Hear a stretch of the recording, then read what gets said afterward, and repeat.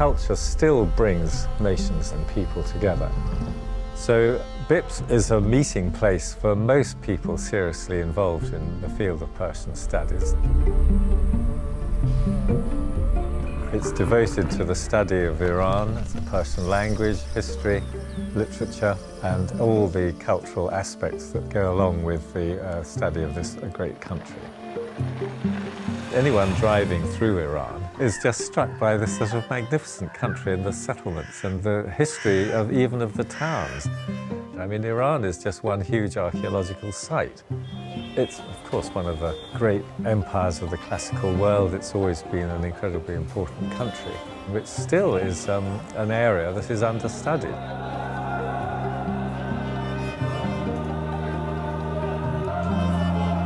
We're celebrating the work of our first director, David Stronach, who died recently, and whose memory, therefore, we're honouring, and whose work we're honouring. We've inherited his archives, fantastic records of his expeditions, films, photographs, maps, and it's a chance to see how we can draw on our past to inform our future activities. And our past is very glorious. So we're celebrating 60 years of high-quality archaeological investigation.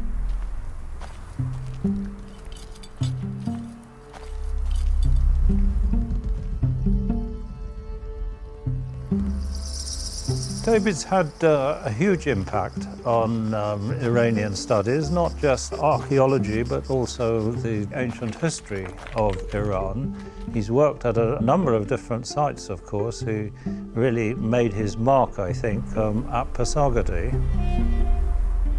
David had started off essentially as a prehistorian, but when he went to Pasargadae, he became fascinated with the archaeology of the Achaemenids.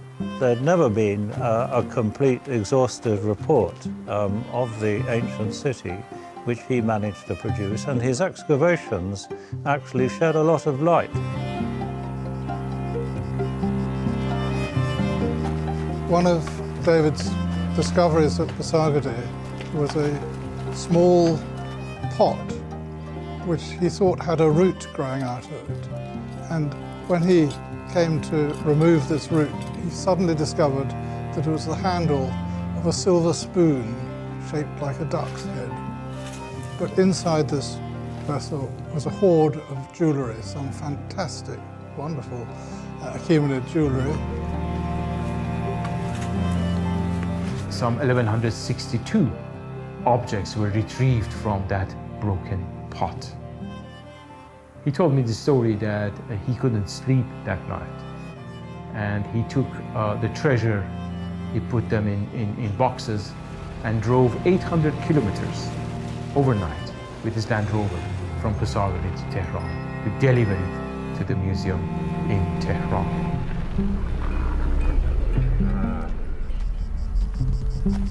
More than anything else, it was he who identified the fact that there were gardens at Pasargadae. He realized that the irrigation channels meant that there were formal gardens around the palaces and the other buildings, and he was able to suggest the layout. Interestingly, he and others have called this the forerunner of the Islamic charbagh pattern, which has become so familiar in medieval times. Pasargadae offered a fairly complete and unique view of the sudden birth of Achaemenid material culture, art, and monumental architecture. So there was no surprise that Pasargadae was an excellent choice for inaugurating the debut of the British Institute's involvement in Iranian archaeology.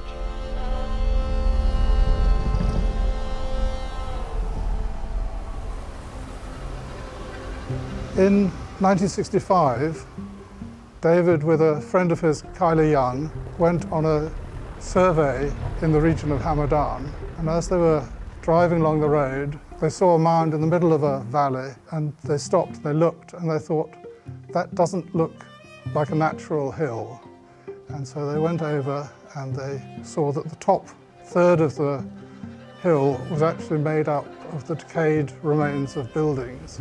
So the next year he applied for a permit to dig at Nushijan. The sheer presence of this magnificent site was quite overwhelming, and how high actually the mound was. We started on the top and came on a layer of mud bricks, and then beneath that we found a pit, and we went down and down and down, emptying the chamber as we went, and it went down for 8 meters, and it was a total surprise as to what sort of a site it was going to be, and it was the most amazing site. According to Herodotus, the Persians didn't have temples, but this was certainly a temple. And we found the altar with steps on it, and on which fire had been burnt. Unbelievable preservation. Now, to have come across this and to have realized what it was, and to have had the vision and boldness to remove that blocking, I think most archaeologists would have been puzzled, and they would have, I suspect, have been too nervous to have started tackling it and digging it all out. But David himself, he didn't hesitate. He did that and was able to reveal the plans of the temple and other buildings. So in a way, I mean, he was ready to take risks and to be bold and to be decisive. And then on the other side of the central temple, there's a building with long, narrow series of magazines, possibly also for storing valuable items that might have belonged to or been presented to the temple. And then to the west of the site was a second building that we thought probably originally was a temple, and between these two temples a columned hall had been built.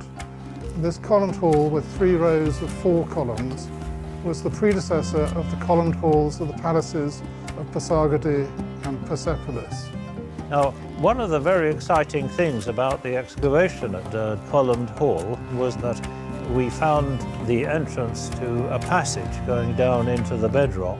You can imagine the excitement there was when the entrance was discovered, and David himself was the first person to look inside it. And I said to him, "What can you see in there, David?" And he turned round, replicating what Howard Carter had said when he found the tomb of Tutankhamun, saying, "I see many wonderful things."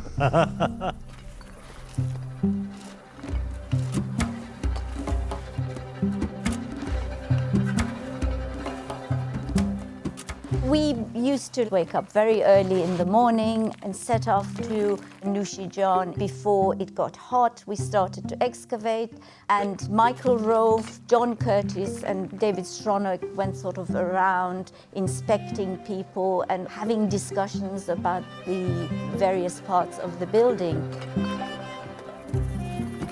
And I loved being at Nushijan, but I suppose I enjoyed more than anything else the sort of human contact and the relationship with also the local people, and the cook and people working for the family was extremely cordial and pleasant. And being able to work there was just wonderful.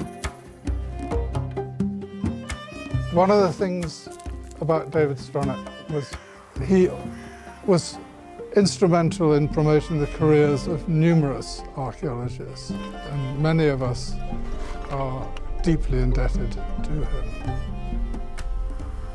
In Arabic, there's a phrase that you can call someone a tomato.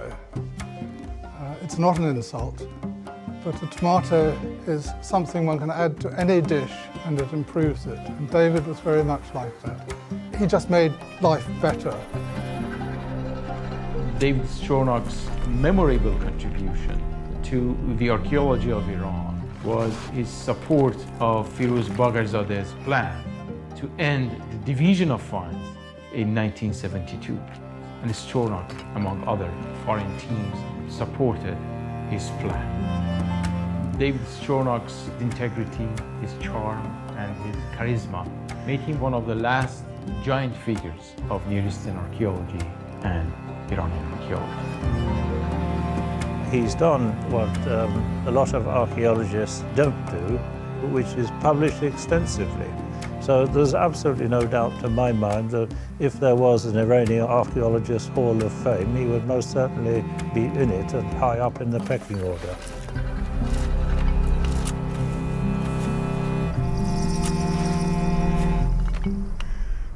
Oh, my nut brown maiden, eerie, my nut brown maid. Oh, row, maiden, oh, she's the maid